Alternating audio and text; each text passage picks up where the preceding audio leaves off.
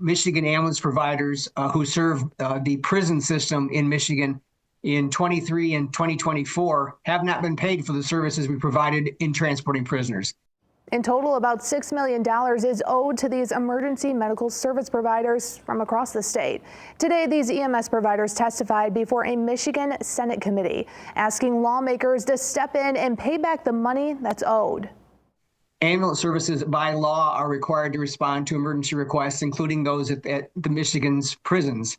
And so we did that. We took care of the prisoners. We took care of patients as we do every day. We did not get paid. It's an issue that's made its way to the state capitol. Testifying today, Ron Slagle is the president and CEO for Emergent Health Partners. He says this has caused a big issue for EMS service providers across the states. Some services that are just going day by day.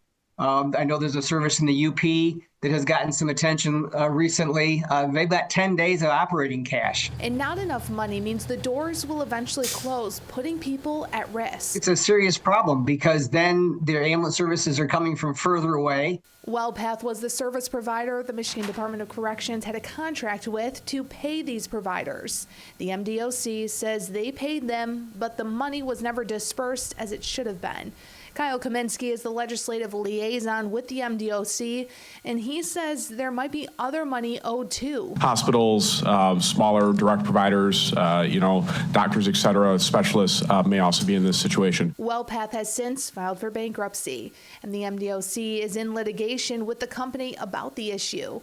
One lawmaker says the EMS providers, hospitals, and whoever is owed the money should be paid. Litigation, that could be far in the future, and it seems like we need to do something as a state right now. We can't just talk about how they support us. We need them to put those words into action and pass legislation to pay EMS providers what they're owed.